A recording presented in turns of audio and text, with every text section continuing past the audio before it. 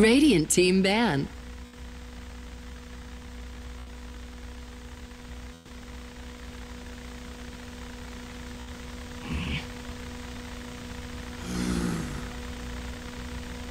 Radiant team ban.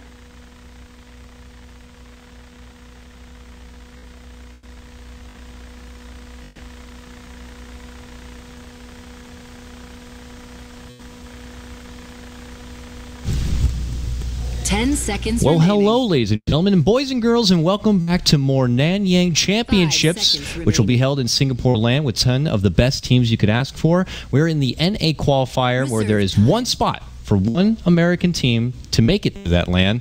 And right now, we're in the middle of a series, our first series today, which is going to be Cloud9 going against Union Gaming.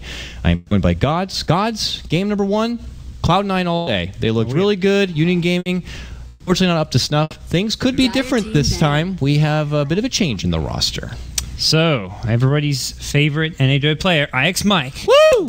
Woohoo! Stepping in. We don't know how this is going to affect the roles. As the Spanish caster goodie / not today player said, hey Mike, you're not a mid player. What's going on here? Mike, known almost solely for his offlane play. Yes, yes. Very good Clockwork player. Was known, you know, of course, like at his Star Ladder Season 10 run, pulled out a Bat Rider. Really got a lot of people excited. I mean, he put up a decent run there, but unfortunately his overall success always seems to be, you know, not even the bridesmaid. He's probably like, I don't know, the flower girl. But he's there. He's present, but here he is right now. He is at the aid of Cloud9. Unfortunately for Brack's internet issues, we'll see if they get resolved, if there is potentially Game 3 or maybe a future round if Cloud9 do push on. But I'm very curious to see how they're going to be swapping up the roles. You know, we were talking about maybe MSS will probably be stepping in for the mid. Maybe Ritsu also could, you know, maybe depending on what hero they get and feel comfortable with. I don't know Mike to play a whole lot of Darkseer, and MSS just did play it. So we'll have to see. I would love to see Mike in mid lane. He's probably watched the last game like, oh, we can. These guys are easy. Just put me mid boys. This will be fine. He also does play in offlane Earthshake a lot, but you know, with Darkseer, it's probably just going to be Darkseer. That's right. And so for Union, they're going to get a Gyrocopter and a Dazzle combo. Yeah, Cloud9 just going straight into the exact same opening. Again, something you can theoretically look to punish a bit as far as the lanes go. You've got Cumulative Heroes, but Darkseer just couldn't lane. Gyro, like, much better in the safe lane. You've already secured a better hero in the safe lane that can deal with the Darkseer. Even with the one support there, you can go for a 2-1-2 setup. When you've got Gyrocopter with Morphling, I think it just didn't work. And that's where I think Game 1, a lot of the problem was the draft for Union Gaming. So I'd say things looking a lot better from the get-go here with this Gyro Dazzle opener. So what has been left in the pool and that is so tantalizing right now to the touch here? Is it the anti-mage again? I don't know.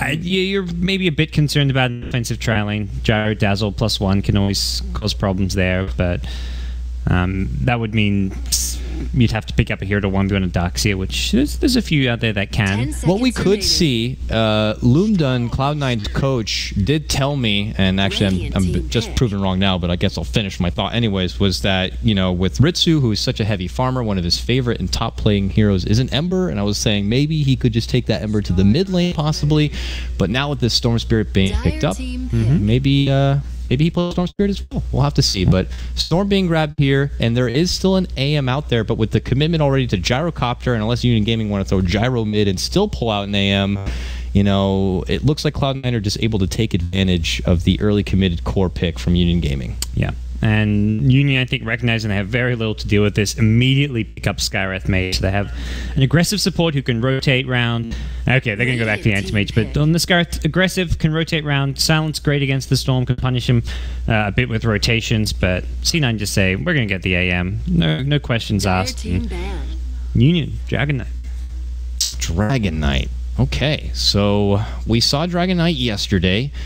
Not very successful, unfortunately, but you know, he's just one of those heroes, very kind of objective based. He's durable, he's tough. Yeah, he'll be able to, you know, take the harassment that could come out from a Storm Spirit. I don't really expect him to do too well overall. He could certainly hold his own, bang it out, get some CS here and there. not one to really venture out front lane. It's like he's going to plant his feet, push forward till he can get that tier 1.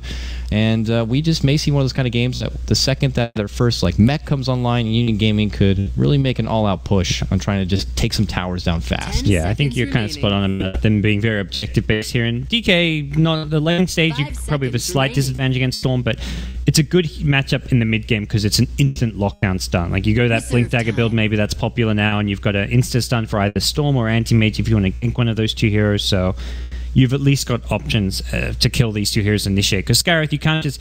You run in, get a silence off, where's the lockdown coming from? So DK was like almost something along those lines was an essential pick for Union Gaming. That could provide them some crowd control, unless they got it from their offlaner. But I imagine they'll get an offlaner with some additional lockdown and initiation potential.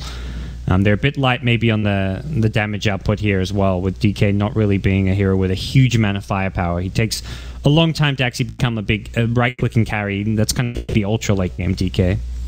We look to Cloud9 now for their final pickup, which I wager being their second support, probably more 5-position support at this point. Union Gaming wagered the Wyvern was a top priority, which is pretty good, but they want to play pretty defensive here. They still have some other options to go for, and outside the Dazzle Wyvern. Maybe a fancy Omni Knight could even pop up because of the free BKB for an Anti-Mage to work with, a Storm to jump in. They will make sure to get someone who can zone the Union offlaner, so I think they'll get a range support of some kind. Witch Doctor comes to mind.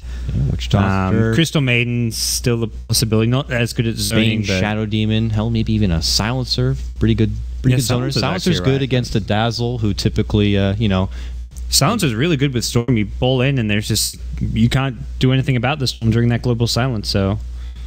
That's a pretty cool idea to go for something like a Silencer here. I wonder if that's on Cloud9's mind. I do worry that outside of his big ultimate, you're working between that long cooldown, and if it doesn't seem to work out with that one big ult, then you have a Union Gaming squad who's pressuring your towers, and Silencer can't really do a whole lot about that. Not really big on clearing out creep waves. But yeah, if they feel confident enough, they have certainly a huge team fight to back it up. Darkseer, Earthshaker, could always go for a reliable Rubik as well. Yes, that's actually a good... I kind of like the Rubik now that you bring it up. It's just gives you that reliable instant lockdown as well. And maybe you can steal a Grave. That would be swell. It kind of depends if they feel like they need more team fight. And they will go something more team fight centric. Ancient Apparition comes out. So I like it because, obviously the common counters, you get to nerf down the pesky heal from Dazzle and Dragon Knight's passive, and very good against the push. It's pretty obvious that this is the kind of team that will probably bring themselves together, which only makes an Ice Blast that much easier. And unfortunately, they went with a committed Darkseer. We've seen a lot of those kind of lineups where it's like Storm plus an Ancient Apparition plus a Clockwork, where normally the Clockwork would lead in, drop down the cogs, quick follow-up with the Ice Blast, and Storm Spirit's there immediately with his quick mobility to just kind of clean it up. They can still do certainly the same here. Storm Spirit finds a target, Ancient Apparition sets it up, guarantees the kill. So a little bit of everything here happening for Cloud9. They have great team fight, great picking, great mobility, and then that insurance policy of a late game AM. Yeah. And for Union now, last pick almost needs to be that kind of utility offlane type hero. Spirit Breaker taken out, same for the Clockwork, so Tusk banned as well. There are fewer of the mainstream options available, and dealing with an anti-mage here, not going to be easy for kind of what's there. Dying, I think, is just... doesn't really quite cut it with the way they played it last game, especially in the offlane. Just the hero turned to food. The Tombstone just ended up feeding more gold than it really achieved much, so... They like what they saw with the Beastmaster and Cloud9, and they're like, play Beastmaster 2, why don't we apply that here? But this time in his standard off-lane position. Actually, I don't even know if I would call it the standard. I mean, Beastmaster has been just as fruitful mid-lane as of recent as he has been in the off-lane, but it's not too bad. On the Radiant side, you have decently close access to the Ancient camp if you do need to stack there. The nicest thing is that you have that bigger camp right by the lane that he could just easily axe to pull into the lane. So it is pressure on Cloud9 supports, making sure they keep that in check. Don't allow the Beastmaster to easily get those pulls and bring the creep equilibrium closer to his tower. I quite like the pick, and again, more lockdown to kind of keep the AM, the Storm in place. These are the kind of picks they really needed to do with this. And we asked the question, who's playing what role? It looks like Mike will be on the darks, and MSS will swap over towards mid. He's picked up Storm Spirit, so... MSS, I think it was the old Mouse/Team Dog where he played mid. He played a lot of Dragon Knight. I think he played quite a bit of Storm back then, so... he's probably more suited towards the mid lane than And you're standing Ike's mic there, I guess. Yeah, he's just like one of those players, one of those kids. He's been around the Dota block, and he has put on every kind of uniform you ask for and each kind of position, so he's not afraid to just take off the off-lane uniform and throw on his mid-lane hat if necessary. So I'm curious to see how they'll be pulling that out. It's probably something the team itself hasn't really practiced in their scrim play. It's obviously a unfortunate situation that Brax is unable to attend game number 2, but with Mike in, they have a full roster, and we'll proceed here. So let's get started for game 2 here of this best of 3. And you got to remember, for the Nanyang NA qualifier, there is no lower bracket. This is a single elimination. If Union Gaming are to lose this game, they will be out of the Nanyang running. There's a lower bracket. There is a lower bracket? Yeah, with BO1s though. Oh, yeah. We got some BO1 action happening. I think it's the low. We're going to go through a couple low bracket games over the next few days. So. Oh, well, I might have just missed it on the schedule here as things go forward. My bad. Okay. So hey, look at that. Each team gets a second chance. That means we get to witness the Void Boys once more, and we also will get to see Root Gaming, another return from them. So that's exciting. More clowny games. 1437, leaving the Observer would kill for the AM. What a nice guy.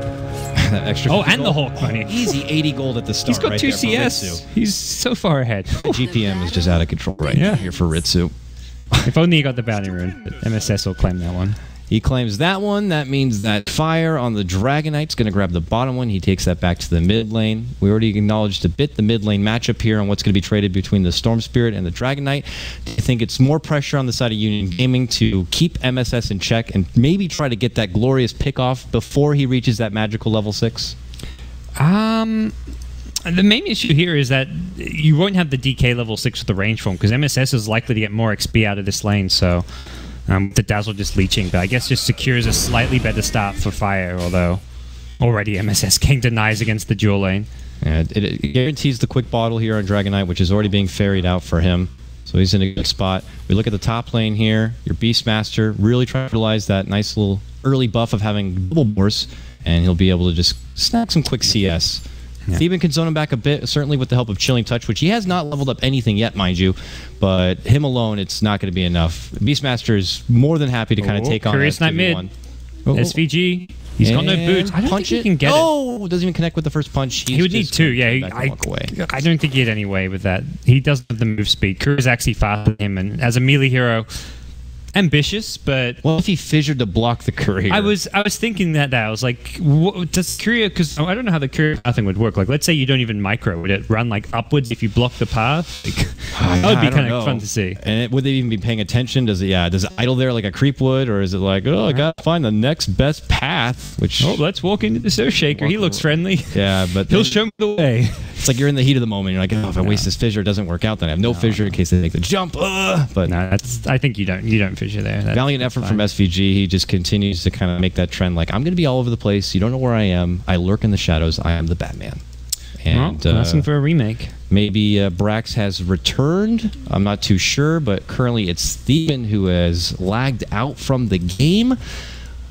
We were spoiled, gods. We were spoiled by TI and by ESL and all these huge events. Now we're right back to DDoS Central. To DDoS 2. I mean, remake favors Union. This start is absolutely fantastic for C9. MSS has not missed a creep in the mid lane. He's about to get 8 for 8.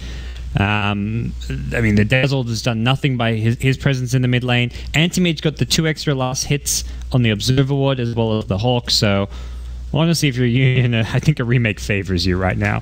So we'll see, though. I'm not sure. Admin's in there. He's like, you guys okay with this? Oh, yeah, he did. I was about to say, first I thought he just did spectator chat. Is that serious? Oh, this is going great. Yeah. This is who's called Ethel? Does that say Ethel? Ethel's like a grandma's name. I think he's the Russian caster, maybe. Gold Ethel. That's not a very Russian caster sounding name.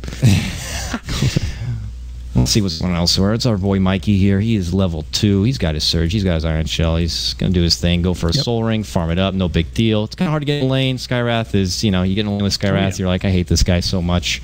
I mean, look at MSS. Like, he has the easy lane against the Morphling. He's like, oh, I'll take the Darkseid. Now he's got a Sky Jar. He's like, okay, I'm going mid now. Like, great mix here. Consult lane. Classic. It wouldn't be a game, though, without a classic matchup like this in Mike.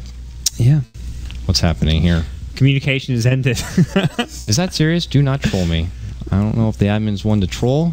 I don't know how dank the Nanyang squad is. Well, that's pretty. I mean, admin needs to make a call, man. That's per usual. So the calls from the players. We're just the casters here. I'm sitting in my booth, just waiting out now. I've seen Toby tweeting all weekend long #JustCaster, and that's us today. Yep. Well, that's us most days. Looking for the load here. They can always get Loom done. He's their coach. He is a support player. Yep. Could sub in. We'll just keep firing through their Rolodex of players until we... I just know Loom done from picking Tree and Protector all the time. He'd go play team party queue and then just pick Tree and just living army you all day long. It's great. He's great to play party queue with when he's he plays. Feels like he plays really great support when he's in his upper bracket, but when I play with him, he's like, okay, I know I'm going to be in the trench, so I will carry. I will play PL and I will hit creeps and I will try to get you up there. What's happening here? Good question. Right. Well, winning about, they'll make a decision, I'm sure, soon here, but let's talk about the rest of today. Now that you gave us a bit of an inkling as far as the future schedule, and I clearly don't know, so we can get inside of that. So this is our first best of 3, ladies and gentlemen. As you can see, Cloud9 taking on Union Gaming. We're in just game number 2, but this is not the end of it today. The next series is going to be the new Team Fire going against Pain Gaming, the Brazilian squad gods. You got to remember, Team Fire is Jo, as we all know, from Rave. 747, a.k.a. Susie. He is from Void Boys. He's actually very good. He plays in FPL. A lot of people have been really talking about his skills. Moo, as we all know, he's, I believe, currently ranked number 2 in top MMR in America. He's your offlane player. We got Whitebeard. We all know who Whitebeard is. Formerly Sna, Fire, etc. And, of course, the one and only Captain Fluff. And Blitz as a sub. Do we get to see Blitz Dota today? If this happens, I'm about to say, that's as a sub. I feel like that's one of your key roles. Like a teammate gets DDoS, you need to stay. This is where C9 should need a 6 or. I guess like you say, Loomdun's more their coach, maybe less so. I mean, in emergencies, I imagine he's more than capable of playing. But there's maybe play like here they pull an Ix Mike. But all right, everyone's saying go. Yeah, it looks like maybe we'll go a remake, and MSS says we might need to use another stand-in, unfortunately.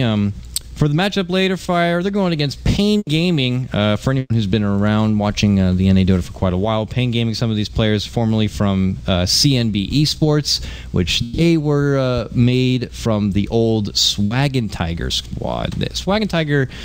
They kind of made a name for themselves in their MLG Columbus run. Kind of the same sense how, what was it? Swag Boys. No, what was it? What was the other swag team? With Rio Boris and Pretty Boy Swag. Pretty Boy Swag. Yeah.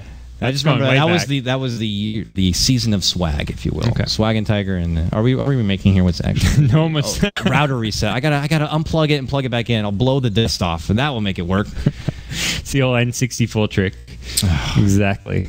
You're wrong here. All right, we'll continue to wait. So what do you think about that matchup? Fire going against Pain. Obviously, a lot of people have Fire. I rate Pain quite highly. I feel like that's, to me, I would almost say 50-50. I think Pain a bit more stable. They're not quite as much a new team. I think they're a bit more underrated, but like these players, C4T, Tavo, 40R, these guys have been like together and playing in this squad for some time, and they've always had at least like consistent results. So we see a lot of these Southern American teams, and we always see like sparks. It's like nice sparks of talent, and where they just really showcase their skill, and you're like, oh my goodness, they can actually really take it far.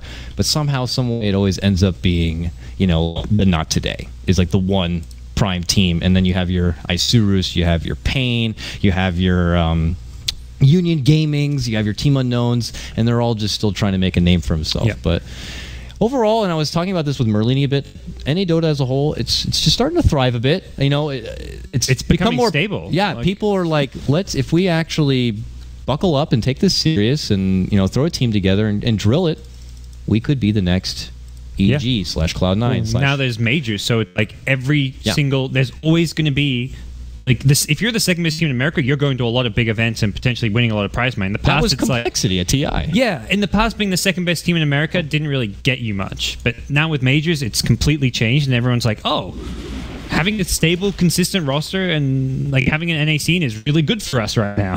You put together a couple of best of threes, and suddenly you're in the money, and that's 5-digit money, surprisingly. So, no surprise about that. But look at this, folks. We have Dota again. Back underway. It looks like Theban has made his return after dusting off the old router, and he'll be in action here. No blood has been drawn yet from where we left off. We're only reaching the 2-minute mark, just A simple laning setup here. Beastmaster, only 1 CS right now. But look how much Ritsu's already gotten. 11 and 4 at only 2 minutes in. Pretty perfect CS with that Crow and Ward on top. Yeah, and Gyro slightly behind, always kind of the case against the Darks here, and actually he's gone for home mental build here, so something a bit different here, more designed to kind of zone out the offlane Darks here. That is going to be very annoying. Yeah. It means Darks here getting a few CS here and there, hits 4 CS, probably won't get much more XP than he has right now with the level 3, so Gyrocopter can kind of stay on top of this lane, although with Boots, he doesn't really have great sustain for this lane. He's going to run out of mana very quickly. Well, he's only really got one more homing up his arsenal before he's got to get some mana regen out here. So Mike actually may be able to kind of come up on this lane if Gyro chews through all his mana. Or Hockey can always share clarity. Sharing is caring after all, but they're going to make the move on the mic here. Here they go. They got a haste on LN. There should be enough. Easy rocket follow-up, and that is your kill. Certainly helps to have that bit of magic amplification from the Ancient Seal, but Hockey is going to be one picking up your first blood. It's Union Gaming who do strike first, and of all people, it's on Mike. No comment? No.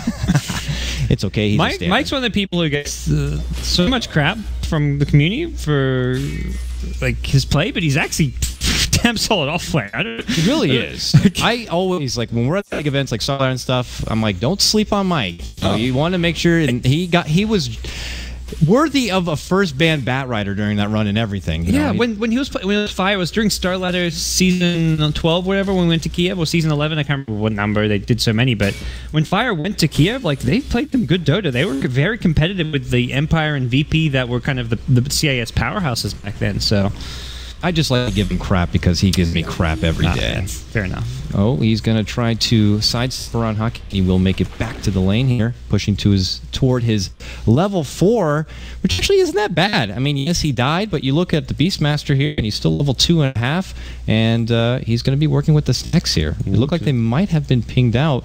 To the top room we go. Both teams going to contest this one, but looks like it'll be MSS who comes out on top. Yeah. Easy grab for him, heads back, but SVG is there to help secure it for him, and now SVG, look at this, he might be warding into the Ancients here. Yep, very nicely done. That's going to block the remaining stacks and, well, help them keep tabs as far as where this Beastmaster is going and what he's up to. Yeah, so SVG a little less active this game, but he's now making a move towards mid. Gets the stun on the Fire. It's not going to be enough to block it out, and with LN there, they certainly will not be getting that DK down, but again, they're adding a bit of harassment, and hey, Mike, what are you doing here? He's going to be crossing from the bottom lane, it looks like heading all the way up into the jungle, possibly, to find some farm. Yeah, it's a good move all in all, though. Puts a bit of pressure on Fire. He's bottle prone, so he doesn't have much HP regen on him. He maybe misses some last hits under the tower now, and MSS with a regen rune, so this is just kind of just play money that he's working with here. The HP and mana that he uses to go in for that harass doesn't really matter when you're sitting on the regen. I feel like they might be trying to bait out their DK. Hockey is waiting right behind the trees, and they have Dazzle ready to go. And they know MSS is going to play cocky because he's got that regen, so if he gets a bit too aggressive and you catch him out with a concussive shot or something, suddenly you may be looking at a kill before he can pop the regen. Will he take the bait, though? He's just going to step back for now and hide under his tower. And how long do these supports want to wait behind this DK? They've got vision now. They want to really cancel the regen, but they won't get a chance. Oh, he pops it as he hits 6. He's holding it. He's bouncing back and forth here. Still making it work. Does he make a committed go into Fire? Will he hit him once? And he's just going to be dancing around. We can watch the dance. Yeah, fancy footwork here coming out from MSS, but there is not going to be a follow-through. He's playing very cautious. I think he knows he hasn't seen the supports in forever, so... Yeah, they've been missing. Plus, they have this very deep ward here still, which was not dewarded, so they can see the rotations coming through in case Hockey does leave the lane. It actually expires right at that moment as he's making the pull. But it just gives him that extra bit of intel, and now it's going to be SVG who takes over the bottom lane, so he'll get some time to solo farm up. Goes for the 1-1-1 now, and he's in a good spot. So they're just kind of trading farm all over the places here. Mike is getting very close to his soul ring as he just works through the jungle, but overall just continues to be a bit of a standstill before they can follow up. And we know Ritsu, he's just going to play the same game probably from what we saw the last time, except this time no ring of regen, so possibly no build-up into Vlad's necessary. And this time Union Gaming have better options at dealing with an anti-mage. You've got catch potential, you've got a Beastmaster, or you've got Skyra Silence before AM farms up a Manta Star, and you've got DK with an insta-stun in the Dragon Tail. So likely we'll see either the Shadow Blade or the Blink Dagger come out from Dragonite, one of these 2 initiation items, and that just means that AM won't just be able to split push to victory this game. Like last game, once AM had a good start and got Battle Fury of Lads, it was an unlosable game for a properly played anti-mage. At that point, unless Ritsu just threw the game, it was never going to be lost. But this time around, if Union play smart and make some good ganks, they can actually pick him off and counter him. For the story of offlaners, it continues to be a bit of a struggle here for your Beastmaster. Continues to get pelted, has no mana, it takes the long walk of shame all the way back to the base. We'll probably have to spend the 100 gold to TP back once more, and then you compare that to Mike, who was killed, but look at this, he's level 5. He just made an additional stack, and is actually going to be handing the stack off now to MSS. This is big farm for him. He already has 1k gold. Gods, what do you wager? Is it a straight to Bloodstone kind of a game? He doesn't have a soul ring, so maybe he goes for the Orchid. Oh, careful, buddy. Yeah. Normally when you get the soul, like regardless of which item you're going for, you normally see the soul ring come out, so I wouldn't be surprised if you pick that up.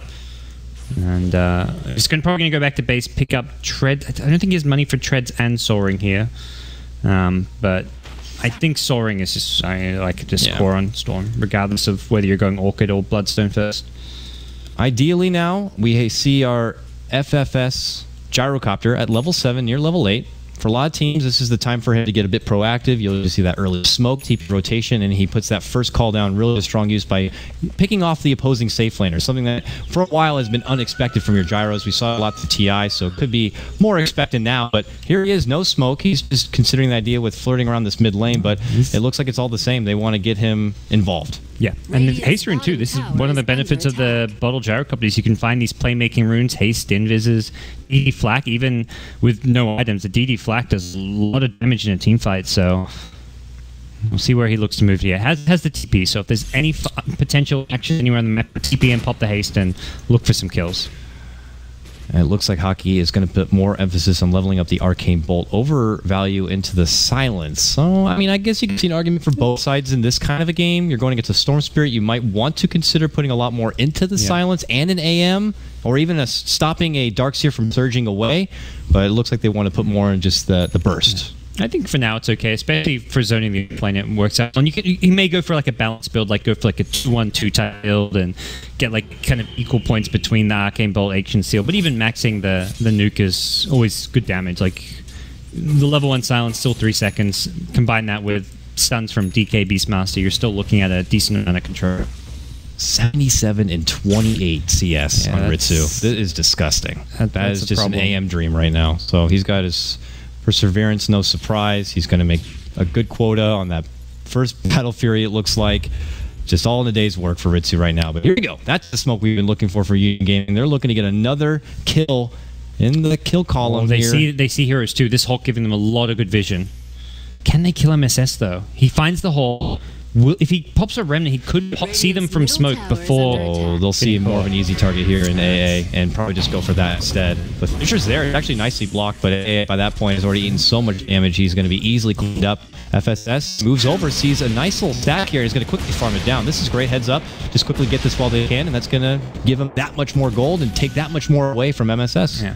Just a double stack, though. If they got there when there was like the quad stack that was there earlier that the Stormfire, it would have been huge, but that's like kind of that's not the ideal kind of result for the smoke gank. Just getting the support kill and a double stack of the big camp is not really that crippling for C9 the entire time. It doesn't hurt the AM one bit whatsoever. It slowed down the Storm. AM is still not being dealt with. His battle fury timing is still looking very scary right now, and the Storm is still in a good place. He's got more CS than the DK by a big margin. He's the #2 hero on net worth, so I think ultimately that smoke was maybe an equal trade between the two teams. Would have been great for Union Gaming if the smoke led to a pickoff maybe closer to the mid lane. You could then quickly utilize that Dragon Form and follow it up with that Tier 1 takedown, but they got the stack nonetheless out of it. And speaking of stacks, they got a big one here, and it's going to be the DK who will farm it up. So he's going to quickly blitz through this and probably go for what you were saying, that first big, possibly mobility item, whether it be that Shadow Blade or a Blink Dagger. Yeah. I kind of like the Shadow Blade just because it gives you some carry potential. Hold that thought. They're making it go on the top lane. Roar comes out to try to save himself. Beastmaster making it away. Quick TP rotation. Call down comes out from FFS, but quickly C9 will pull back. Okay. Good defensive reaction there, and Gyro rotating there doesn't hit the cooldown, but he has a regen rune, so he's still full HP, full mana even after that, and we'll look to kind of transition to a push here. They're there for now. It's just SVG lays out the early fissure for the rest of his squad. They quickly take the opportunity to farm right through the jungle here. Rutu now has the Claymore. Look at his finish with Blood Sword. He's about 700. Tower is under attack. Does come out from the side of UG. Yep. Just a brief second here. How is 1437 doing? You know, he's actually doing well. He's level 6, which is great. I mean, he's in that hard 5 position this game. Actually, I guess it'd be a bit of a toss-up between him and SVG. But, you know, more importantly, it's just here you want to get levels on. The dream is you're able to throw together a Midas, then you can accelerate the XP that much further, get to that level 11 Ice Blast, and, you know, eventually make it to that glorious Agnum Scepter if possible. But he's got his level 6 now, and that first Ice Blast is already going to be heading to the top lane here. I don't know if there's going to be a follow-up with it. Needs to be careful. Fissure, the Dazzle. Oh, he's so far out. Ellen, no, it's coming. Shallow Grave. I don't know. That's not going to work. He timed it right. Yeah, he's right. Oh, wow. That was just at the end right there. That was actually, like, that's Well one of those played. sick Dazzle plays. If you time the Grave right, like, so that it lasts just the duration of the Ice Blast, it's Very well done. Yeah. SVG will pull back. Unfortunate they will come short there, but he goes right back to the lane. He's getting pretty close to his level 6. Bottom's being hard that's pressured by nice. Mike. He's kind of creep skipping here, putting the creep wave on the tower, and this T1 bottom is very low. Yeah, overall, Union Gaming have been neglecting the bottom half of this map quite a bit, which has allowed Mike to really push forward here. He already has his Gyro. buckler in the stash here. Gyro's being caught. By the Ancient stack. MSS does the Storm Spirit thing, quickly moves in, sidesteps the call down, gets the job done, and says, see you later. Heads right back out and back to base. That puts Cloud9 on the board now at 2-1. Yeah. So it will be a Blink Dagger for Fire. He's picked it up. He's kind of pressuring the mid T1 tower back, kind of countering the pressure that's at top as well as bottom, but for Oh, Hockey walks by Mike, sees him farming. He's like, can I do something about this? The Surge actually already been used. If he gets... Oh, can he burst him down with Mystic Flare? He can! Oh, man. That was a bit of an awkward, like, dirty stare right from each other. Like, Mike's there, he's farming, he sees the Skywrath Mage, so he quickly, oh, hold on a second, we got a big Ice Blast coming on the fire. It does connect. MSI should be able to follow up and finish him off here. The Shatter would come nonetheless. Hit him one more time, he got it. And it's going to be MSS who does pick up that kill. Cloud9 string of 1 together after they quickly lose their IX Mike Darks here. Now, top lane, the pressure is coming. FFS rather, TP's in, sees SVG. Rocket! Oh, it doesn't make it in time. Just coming up a bit short. SVG will get back to base. Very close call. yeah. And I mean, I'm still just worried for Union Gaming because of how farm the two C9 cores are. You've got Anti-Mage 000, the Dream Anti-Mage game, as Treads Battle Fury, working on the Vlads already. You've got Storm 2-0, finding kills, finding towers now as well. With all the action happening towards top, this bottom lane completely opened up. And that's where Mike dying is just kind of creating some space, finding where heroes are on the map. And Storm's like, well, that's Skywrath is. That means I can kill the DK mid. So it's kind of a butterfly effect. Yeah, Mike maybe gets solo picked off by a Skywrath Mage, but it gives Storm the knowledge that he can go for a kill on a risky hero, because normally if DK hits him with a stun, Skywrath is there, suddenly you're dead to the Skywrath ultimate DK stun combo. So MSS gets something out of Mike's death, which is a really nice trade for C9. And look at Ritsu go with his haste rune, man. He uses it, quickly goes to the top lane, cuts down a full wave, steps back, notices the Ancient Camp, and he's still considering going for another cut here, and he does. Right under the nose of Union Gaming. Just happy to take this 2 full creep waves. TP's away. Okay. Ooh, found him. Valiant Mystic Flare, but it's against an AM after all. He only has the 1 level in the passive, but he's able to shrug that off. But, all right, man. He's really finding the farm all over the place. And as you said, it continues to get better and better for him. But I have to say, Union Gaming, so far putting up a tougher fight than what we saw in game number 1. And we've got a lineup which is good at taking objectives here. The DK going to go back for drums after the blink, so focusing much more on whatever we can buy now to take fights. And looks like Beastmaster may be looking for a secondary Blink Dagger for the team as well, holding up to 1,800 gold here. So they're going to have double Blink Initiators, some good firepower and damage coming out from the Skywrath Mage Gyrocopter. So they've got a nice lineup just for taking fights anywhere on the map. The main issue is going to come from as soon as if they try and 5-man and push towers and force it, C9 will just split push with AM and Storm. They have 2 heroes who can split push the 2 lanes that are not being pressured by Union Gaming. So ultimately C9 will get more out of the map if they go for just 5-man pushes. They've got to do what they've just done now, which is go for smoke ganks, pickoffs rather than just pushing. Here they go. Smoked up. They got the bird out in front. They're hoping to find a sweet treat at the top of Bill's MSS. He's going to see it and get... No, he can't make it out. Nice war connection going to be coming up from your Beastmaster. A follow-up Dragon Tail just for security, and they're going to get the kill. Hockey going to pick up that one. MSS Maybe a quick hand off the keyboard is all it takes because he sees them and there's just not enough time to react and get out of there. Yeah. Mike now finishes the mech for the team, but Union Gaming's already on this tier 2 tower, so without the storm, this is not looking like it's going to be defended. And nice blast. They do a nice spread, but it still will connect on the 2, including LN. Call down here. Look at this. Hunting behind the tower. FFS wants to get a hold of SVG. Battle the Alpha here. They're going to make a go. They should get him. Oh, nice connection with the Axis. Ancient Seal is there. He's still on the prow. FFS. Can he get close enough? The rocket will do the job. They get him. It does draw attention away from the tier 2, but at least they have fire still here, chunking it down. Would have dropped a lot quicker if they had more help. Oh, and AM is creep skipping as well, so this mid lane push may actually end. Except DK's got it. Just oh no, he's trying to get, and he has to get away. This could be denied if he's not there in time. MSS is damage. nearby. Yeah, ticks it down. Yeah, should get denied. It looks like Steven's going to be taking care of that. Not before he gets a quick ice blast off. Man, look at that jump from MSS. Gets the quick pick onto LN, and the heads up from Theban. Gets the connection onto FFS, MSS. This is terrible, guys. These letter names? Are you kidding me right now? We got MSS. What is it? FFS, MSS, 143 SVG. I keep trying to say SFG now. G2A, C9. Will they make it back in a way? They're in a good spot. Still 5-3, though the majority of net worth and half of Union Gaming have just left the game. Well then, things escalated quickly. Well, the old that's the you're gonna DDoS us, we're gonna DDoS you. I don't know. The cyber cafe issues normally when it's the Insta 4-man DC. Gotta feel bad for the one lone Dragon Knight. Yeah, I know. When I see that, I'm like, oh, so DK's like all the other 4 are all playing at the same location, and DK's been left out. Like, poor guy. Guys, I can't do this alone. He hasn't even got the cool DK set. He's just sporting.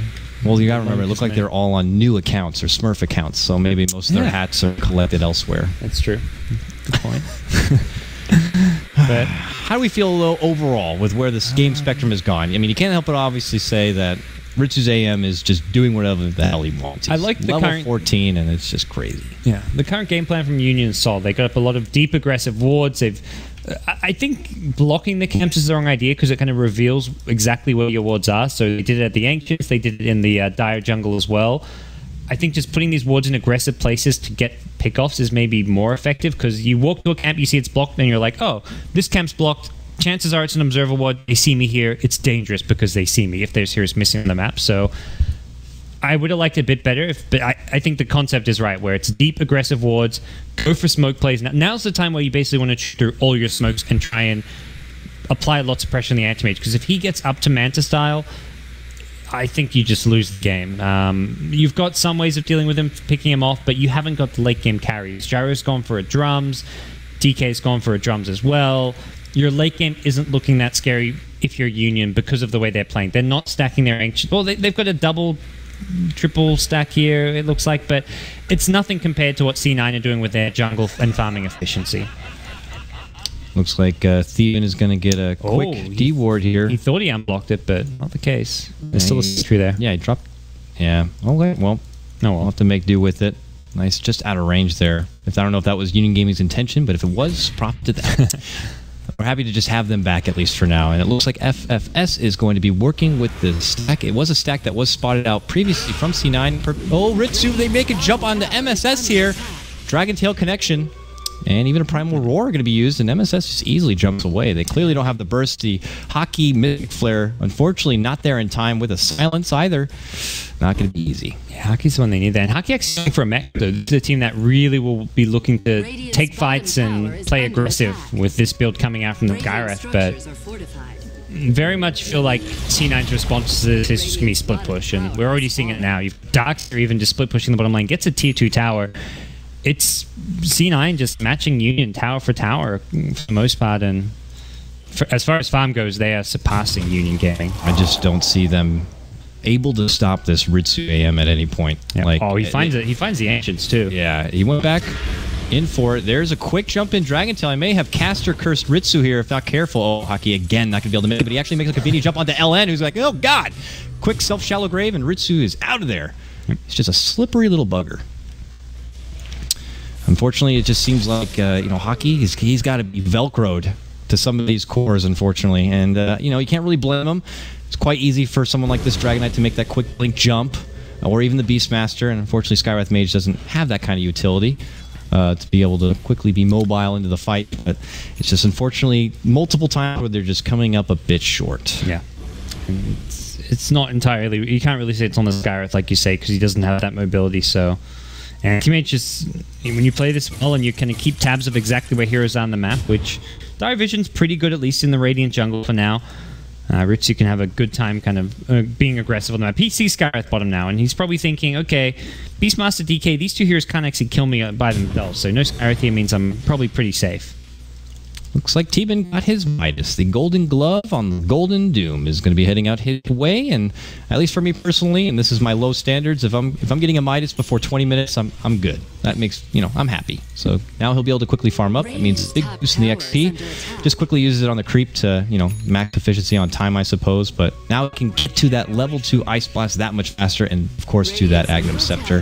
Rich's going to be spotted. They quickly blink, but he's already blinked on the way out, and was the Dragon Form used? It was. Yep. So they got to be like, okay, let's go bottom. Let's go to the tier 1. We got to use this Dragon Form while we can. And they're going to lose mid, though. That's the thing. Is if they show 5-man anywhere on the map, Ritsu will immediately blink towards mid. So I don't know. They can't really just 5-man push this bottom lane. They could maybe push it with like 2 heroes, 3 heroes, but the heroes that can push it are also the heroes that need to defend. You can't defend these side lanes with like a solo Dazzle, for example, or a solo Skywrath. AM will just blink on them and go for kills. So this is a really tough spot for Union Gaming to be in, because they can't just go for tower pushes as they'd like to. With the way Ritsu is playing, he's playing... This is really good anti-mage play. He's not just farming. He's farming like aggressively. He's applying so much pressure on the map with where he's kind of blinking, he's creep skipping. Yeah, he's actually, the fact you have to deal with him, like you see an anti-mage farming, but if he's just AFK farming, you're like, well, he's not annoying us, he's not pressuring us, we can at least take towers, so we're getting a trade. But Union Gaming can't get a trade because he's just being so pesky on the map and forcing them to rotate, forcing them to not go for pushes. So this is how you this is like the perfect way to play an anti-mage. This is just great. And the nice thing is, and this comes more from this new, fresh, younger talent, is they're just finding more unique ways, like with farming patterns, even for anti-mage. For a while, it's like for your more traditional, like for a while, like your burnings. I would even say your, for Eternal Envy, they almost get caught out by prediction alone. It's just like, well, he's obviously going to be going across towards this farm camp, so if we cut him over here and. But you see Ritsu now jumping from the ancient camp across, making creep cuts behind towers, and he just knows exactly, with maybe his just very nice game sense, where the other team's going to be, where he can get away with doing this kind of farm, and just continue to be annoying. And when you're on Union Gaming and you're seeing an AM creep cut behind a tier 2 while you still have even a tier 1, you're kind of like, guys, we should maybe do something about this. Like, he's really just doing this to us, and that creates frustration. Your morale's going down. You're forced to rotate around when you don't want to be, and that's just all in the day's work for Ritsu. And him alone is doing that to this team, Union Gaming. Yeah, that's where AA gets a good timing on the Midas, because you've got all this room just to farm your creep camps, farm your jungle. Storm's getting a lot of space here. He did die the one time to a smoke gank, but that's kind of one of those things where the Union Gaming smoke gank here or there, if it just finds a pick-off and doesn't lead to objectives, is ultimately okay for C9. Even if it's like an anti-mage death here or there, they're the ones applying pressure, and Union Gaming ultimately don't have the space to ever go for any kind of pressure play of their own. We haven't seen it since that tier 2 mid push, which came off of the Storm pick. So they need to, I'd say, just go for another smoke gank and look for more of what kind of led them to get that tier 2 mid tower. So as they come bottom, it still looks like they want to see if they can get some pressure on this tier 1 while they have some time left, like half of their dragon form left to work with. Unfortunately for them, it's still not going to be in good time for Skywrath Mage's mech. He's about 200 gold short from having that extra, bit of sustain for when they do want to come together and make pushes happen. We already know what the repercussions could be if they do 5-man and what Cloud9 would be able to get done, but they're just feeling like we at least need to remove these tier 1s and these access points, and maybe options for a future Roche could even come into play. We'll have to see, but also, this DK Shadow Amulet, and he already has a blink. So he's going with the Shadow Blade buildup, it looks like, or possibly even into the new... Glimmer Cave? No.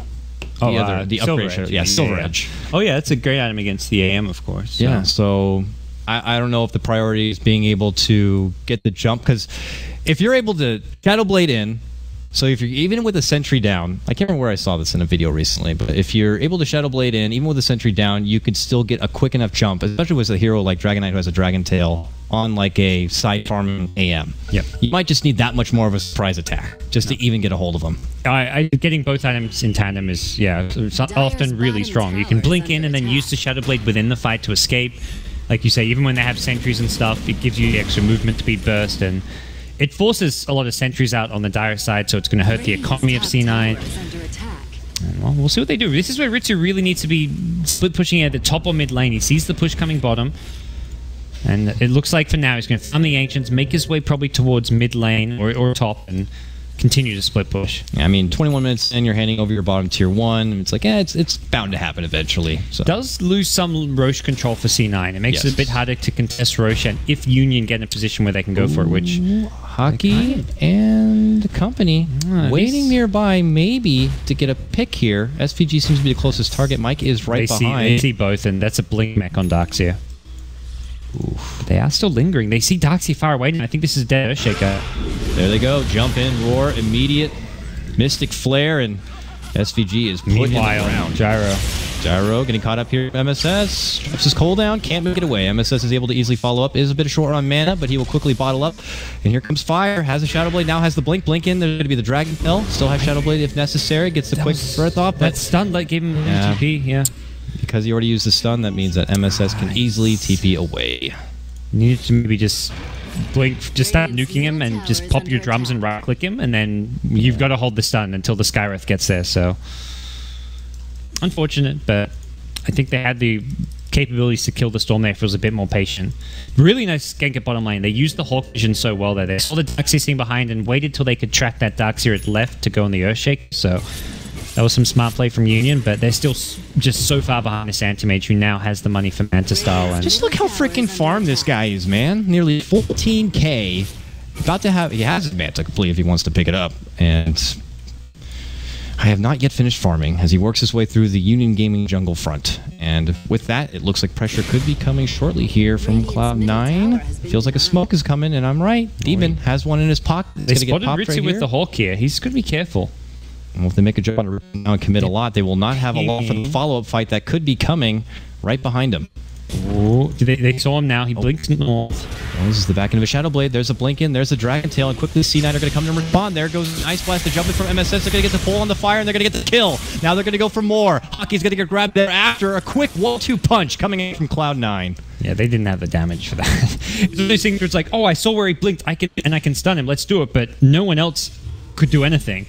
There was just no follow-up to the DK stun. Beastmaster wasn't there for a roar, and even if Beastmaster's there for a roar, again, the damage onto the Anti-Mage, where does it come from? A Gyro right-click is not going to do too much. Has drums Yasha, so at least he's starting to right-click a bit, but this AM is near unkillable now that he's level 18 with max spell shield. Yep. He just shrugs off all the nuke damage coming out from stuff like Skywrath and Gyrocopter. Maybe you preemptive weave and hope his armor is like all the way down by that point, and you can move in and have everyone close enough to get enough burst, but those kind of situations don't... By the way, look at this from AM, not completing the Manta Style. He's going to go Lincolns instead. Oh. This is very really doesn't like the unconventional. Primal Roar. Yeah, Roar and the DK stun. Like a DK blink initiating, nothing to cancel it. A Beastmaster blink roaring, nothing to cancel it as well. So that's two heroes with blink stun initiations that cannot cancel the Lincolns. Yeah, ideal. It's like, oh, maybe our Shadow Priest will get him with the poison touch. That doesn't work in actuality. You shouldn't be that close. Yeah, be in there. If Dazzle's in front, he's dying. He's getting... Dazzle has to be so far back. Also, he doesn't have poison touch, but even if he has it, it's just same for the Skywrath. Skywrath can't be at the front throwing arcane bolts. It's just death unless you have a death wish. Homing Missile also does not proc Lincolns until it hits. Oh, MSS has found a sweet little treat. Little N is going to get a quick and easy pick. LN's like, well, there's a ward here, that's for sure, and there certainly is right in the middle of the lane. MSS sees the opportunity, calculates the mana jump, and gets the job done. You know, the thing with the Manta is it doesn't help you against a Blink Roar or a Blink DK stun. So this Lincoln's makes him practically invulnerable because they have nothing to break it with. At least nothing practical to break it with. Unless they're going to throw DK stun and Roar and use one to break Lincoln's and the other to stun him right after. And at that point, you've haven't really got a way of killing him. I think this is a smart choice from Ritsu with his playstyle. I think if you're playing the more defensive farm playstyle, you go for the Manta style, or if you're fighting with your team, you go Manta style. But considering he's always off alone solo split pushing, Lincoln's for now is a better item than the Manta style. If he wants to get the Manta style, he'll have it here very soon. Yeah. Just the way he just farms so fast. I think it's just, I'm just going to get my 6 slots and then we're going to end the game. While MSS is already getting ready to go on his own tangent at this point, the mid-game. He's happy to build up the charges here on his Bloodstone. Already up to 13 now, has the gem on hand. And was that a taken gem? It certainly... No, it was just handed over from Tegan. So he's going to go on a quick dewarding spree, as you see here at the top lane. Putting Union Gaming now in the dark, in a very uncomfortable spot. There's only going to be so many places now they can reach out and find bits to farm, and those few places are certainly not going to be going to the supports, who could end up being starved. Yeah, so C9 not in a big rush by any means. They've got Aegis though, so I think they probably feel like they're in the favorable position to take any kind of a fight they want. They smoke up, they head towards bottom. Outside of Ritsu, who's like, I'm going to blink towards mid and top. I'm just going to go do my own thing. And MSS, here he comes. Ice Blast will hit, and that means the pull's going to be there shortly after with the Orchid, and he got the Grave. That's going to be a save. Here comes the fall of Dragon Tail. MSS in a little bit of trouble here. Here comes help in the form of Teban, SVG, and company. They're going to quickly run on in. They're going to get the blink and catch with the fissure. Fire will go down. Makes it 2 all day for Cloud9. The rest of Union Gaming, oh my god, get back in the base. It's not safe here. MSS is going to make the committed jump, and now Ritsu shows up, gets off the Mana Void, and eventually will chomp him on down. Beastmaster seems to be next. 4 down all day. Only a lone Dazzle here surviving, and unfortunately he's going to have to just watch his base begin to crumble right before him, because that's a tier 3 and probably the racks to follow, because we have 30 seconds before anyone from Union Gaming is going to show up. We might even see the towel get thrown in here soon. Yeah. Another just flawless anti-mage performance from Ritsu. Not a single death to his name, and I mean across the board it was a good showing from C9. Even with the stand-in, it didn't really seem to affect him at all. MSS felt very comfortable in the mid lane, and well, he's not done. He's diving the well. He's going for more kills. So his Storm Spirit is he's just killing people. Nothing really to see there. Just finally that Dazzle just please let's not show the viewers. This is not friendly stuff. Yeah, we got to keep this PG over here. So. Really, Cloud9 though, I gotta say, and maybe this is credit, maybe Root Gaming are a better team, but the performance here from Cloud9 has been a lot more convincing than Digital Chaos had yesterday. It's one of those things where I feel like that title of second best in NA is going to be tightly contested between a few teams. And yes. C9 is definitely one of them. Digital Chaos is definitely up there. There's teams like a new Mason stack as well. Mason stack, yes. And you've got, of course, Fire. The old Fire. And I would say the old Not Today boys who are now Sector V. Those guys are always up there. They've made it to the last 2 summits, so it's not a team you can ever count out. So yeah, their games were a bit clowny yesterday, but of course there was stand-in. You'd hope that with a big qualifier like this, a lot of money. You got to remember, it's a $200,000 prize pool, not including the percentage share from the crowdfunding. It's a lot of money, so these qualifiers are no joke. There's only 1 spot for it. You make your way through, what, 3 best of 3s or so, and you are almost guaranteed a spot at the LAN. Almost looks like a paradise in itself. Though won't end up like one. We don't. Whatever you do not promote your lands as a paradise anymore. That will, you'd think promoting an event you're running as a paradise would be a good thing, but that word has been ruined for the esports community. Okay, here we go. Union Gaming, persistent. They want to hold on. They want to see if they can find any sort of cheeky jump play here. A quick fight in their honor. Like a 4-0 stomp or something could certainly boost their net worth, but oh my god, they're going to need a lot of boosting. It's 25k right now for Cloud9, 30k of XP. I think it's just really C9 waiting to just kind of put a lid on it. Yeah, Storm has 2 lives, pretty much an instant respawn if he wants to, with 19 Bloodstone charges. And again, C9 not in any rush right now. They might even wait for the next Roshan before they go high ground. This is just discipline. A lot of teams in this position would start just going for solo plays, dive the high ground without an Aegis, potentially put themselves in position where they could give up those kills you were talking about to go Union's way. So they're just going to play it slow, and I mean, this is where 1437 as a veteran captain and just a very serious personality to have on your team in a good sense. He's going to keep everyone disciplined and playing properly, even against a I would say pretty obvious weaker team where you're 30k gold ahead. He's like, nope, let's treat this like we're reversing a tier 1 Get that team. stand in. Oh, Mike, quick blink away. Still gets caught with a Dragon Tail, but it's a bit from home. Oh, they can't even get the Primal Roar off. There's a nice fissure from SVG. A follow-up Echo, and oh my god. That is heart-wrenching right there. Union Gaming smoke out through the mid lane. They're like, there he is. IX Mike, we're going to get this guy. Jump in. He just slips right out and right towards his family, and they just murderify him. Oh, man. When you can't kill IX Mike, it might be time to tap out. Well, that's all it took. The straw that broke the camel's back for Cloud9 to just go, okay, let's finish it off. Yep. Jump right down mid lane, clear out the next set of racks. One remain here, and Union Gaming are wondering what the hell actually happened. Good game, well played will be called, and that means Cloud9 will sweep this series 2-0 and move on to the next round to await the winner of our next upcoming series, which is going to be Team Fire going against Pain Gaming. Very straightforward 2-0 victory for C9. I think this is a big confidence boost. They'll also probably say, well, we didn't have the stiffest opposition. We're going to have much tougher teams moving forward. Also, I like that they just go back to the exact same draft in game 2 because it gives less footage to the other teams in this qualifier to kind of play off. So if it's like, if you see one draft, okay, they play this anti-mage Darkseer with the Darkseer Shaker opener, and then they go something else in game 2, you're like, okay, well, now we know 2 of their strats. Right now, teams are like, well, they like anti-mage. That's what you're getting from watching this series here. So it's just the same thing and rinse, repeat. I think they'll have other strats up their sleeves. Is 1437 for the ex-secret coach we're talking about. So yeah, we just don't know what to expect from a lot of these teams. Even when I'm trying to research, you don't know. I mean, I have it hard to figure out what role they're going to be stuck playing in, and then you have to base it upon that, what heroes they're comfortable with. You know, I get little inklings here, like, oh, Ritsu